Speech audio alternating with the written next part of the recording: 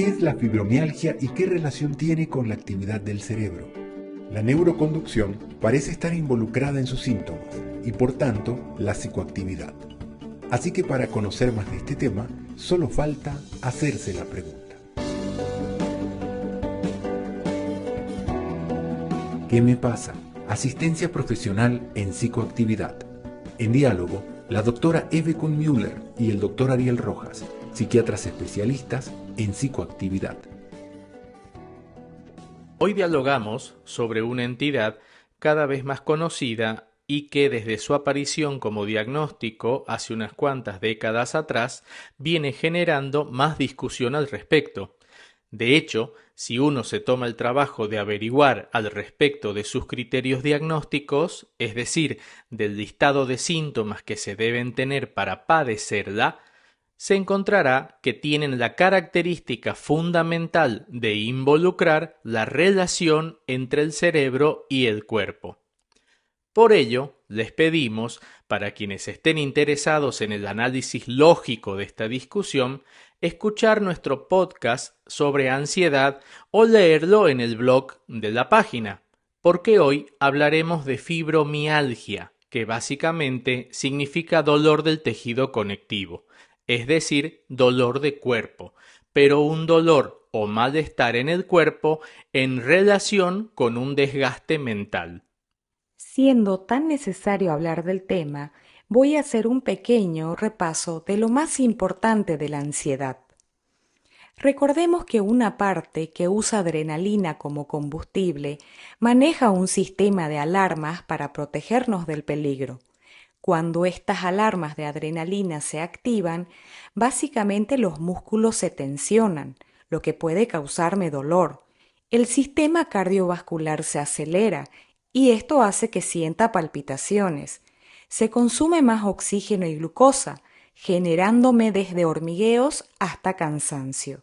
En otras palabras, estas alarmas de adrenalina generan un gasto al cerebro. Y cuando estos gastos se acumulan, como una deuda, por ejemplo, llevan a una disminución de los niveles de serotonina, que es la hormona de la felicidad. Por lo tanto, aparece una clara ecuación: mayor cantidad de alarmas activadas, mayor posibilidad de síntomas de ansiedad, es decir, molestias físicas y cansancio mental. Y por eso que dices, mencionamos que enfermar de cualquier cosa, es decir, que todo lo que funcione mal en el cuerpo, es capaz por sí mismo de generar una alarma y por tanto avisar al cerebro que hay un órgano o sistema que no anda bien para intentar cambiar la conducta. Exactamente para eso sirve el dolor. Al reportar una percepción de malestar, nos avisa que debemos modificar la conducta para evitar lesionar el órgano que está lastimado, como retirarse si nos quemamos o clavamos una aguja, o caminar más despacio si nos duele un tobillo, por ejemplo. Es decir, que el cerebro está conectado a todo el cuerpo y sabe perfectamente el estado de todo el sistema. De hecho, se retroalimenta perfectamente de él. Ahora, cada cerebro sabe de su propio cuerpo. Cada uno sabe dónde le aprieta el zapato, como dice el dicho. Y a propósito de dichos, una frase que uno escucha muy temprano en la Facultad de Medicina dice que no existen las enfermedades, existen los enfermos. Una especie de advertencia cuando se estudia las patologías que, a pesar de estar explicadas y conocidas en los textos, que cada caso tiene su singularidad. No hay dos personas iguales, por lo tanto, por más que el diagnóstico sea el mismo, cada enfermo tendrá su particularidad. Y no hay dos enfermedades iguales tampoco. Entonces, para el médico, el diagnóstico es una herramienta que sirve para identificar un rango de posibilidades que, resultado de la experiencia, lo guiarán de manera científica sobre cómo proceder. En este entendido, la fibromialgia agrupó desde sus inicios una cantidad de personas que reportan dolor y malestar en distintos puntos del cuerpo donde ningún estudio de imagen encuentra una lesión visible y al mismo tiempo síntomas como cansancio, disminución de memoria y concentración, disminución del estado de ánimo, etc. Y una persona que padece de estos malestares sabe que algo le está pasando, y esto ha generado un cambio en la cantidad de su energía, además que le provoca el suficiente malestar físico para no poder funcionar como en otros momentos de su vida. Entonces es lógico que esta persona tenga el interés en saber qué le está pasando, además de conocer la explicación de lo que le sucede y saber si existe un tratamiento. En nuestra experiencia, muchos usuarios experimentan altos niveles de angustia teniendo síntomas tan molestos y diversos sin que además nada aparezca en estudios de imágenes o laboratoriales. Ahora bien, tener un diagnóstico por lo menos significa para esta persona un sentido de lo que pasa y así poder salir de la incertidumbre para finalmente iniciar la búsqueda de un tratamiento. Al volver, hablemos un poco sobre tratamientos. ¿Qué me pasa? Asistencia profesional en psicoactividad. Puedes contactarnos ingresando a nuestra página web www.quemepasa.com.bo y también a través del Facebook con @quemepasapsicoactividad. Continuamos. En diálogo, la doctora Eve Kuhn-Müller y el doctor Ariel Rojas. Muy aparte del sentido que pueda tener un diagnóstico, como mencionábamos hace un momento, el tratamiento es una cosa totalmente distinta. Muchas personas toman medicamentos para la acidez del estómago, antiinflamatorios para el dolor de las articulaciones, aspirina para la cabeza, vitaminas para la inmunidad, tabletas para dormir bien y miles de ejemplos de herramientas que son útiles con y sin diagnóstico. O sea que por un lado lo útil es el tratamiento y por otro muy aparte el diagnóstico, que uno puede servir como herramienta para el médico y también como identificación para quienes padecen el síntoma. Si examinamos los esquemas de tratamiento de enfermedades como la fibromialgia, el colon irritable, las cefaleas, muchas alergias, desgastes dentales mientras se duerme y muchos otros, etc., los tratamientos que funcionan suelen incluir algún tipo de sedante, relajante muscular y modulador de serotonina, pero visto como un paliativo a la molestia.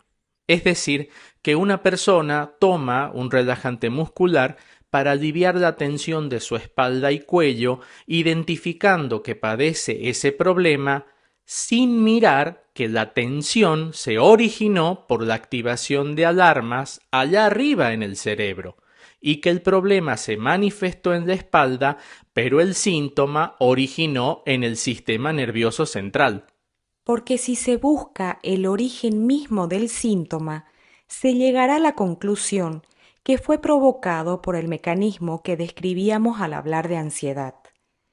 Y esta manera equivocada de pensar, donde se considera que el estrés y la ansiedad son síntomas de debilidad o problemas de actitud, se está en realidad negando que el funcionamiento de cada uno de nosotros tiene como centro de existencia a un órgano, llamado cerebro, y por supuesto la psicoactividad que funciona en él.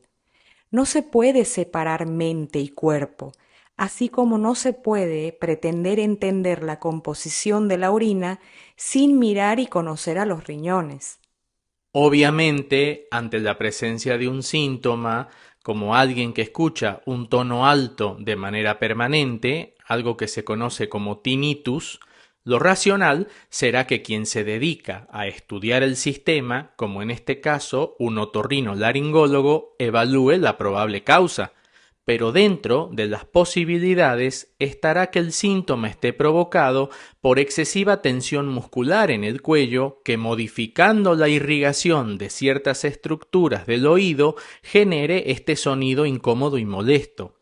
O sea, que la causa primordial es un cambio en el balance de la psicoactividad, de los recursos del cerebro, y la manifestación es resultado de que el cuerpo está conectado al cerebro, es decir, la neuroconducción.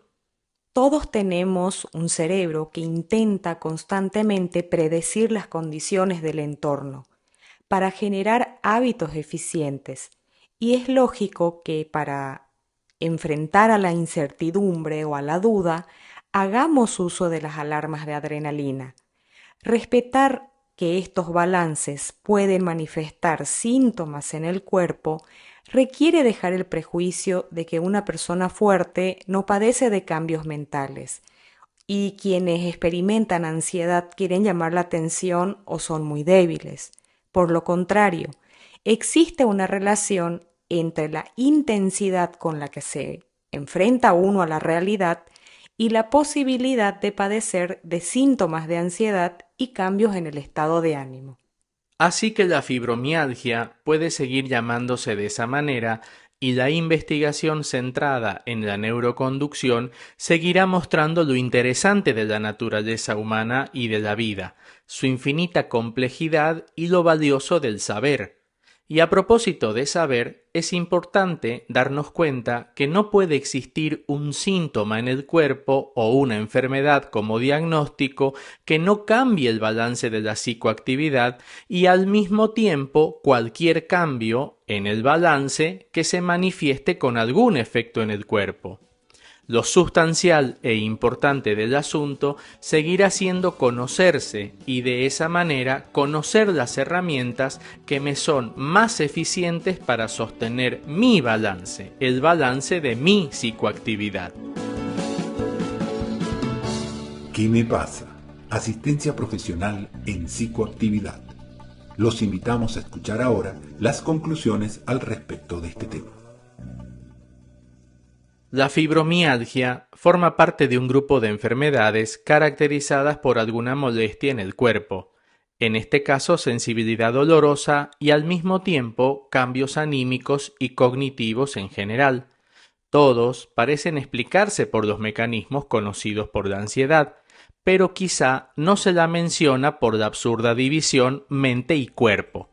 Lo importante, finalmente, es que de manera personalizada se usen las herramientas más eficientes para tratarla y son justamente aquellas que intentan producir un mejor balance psicoactivo. ¿Qué me pasa? Asistencia profesional en psicoactividad. Hemos escuchado el diálogo entre la doctora Eve Kuhn-Müller y el doctor Ariel Rojas. Te invitamos a contactarte con nosotros a través de nuestra página web www.quemepasa.com.bo y de nuestra página del Facebook. Nos puedes encontrar con @quemepasa psicoactividad. Si quieres sugerirnos algún tema que sea de tu interés para poder desarrollarlo, no dudes en escribirnos y dejarnos tu comentario. Nos vemos pronto en un nuevo capítulo aquí en ¿Qué me pasa? Asistencia profesional en psicoactividad.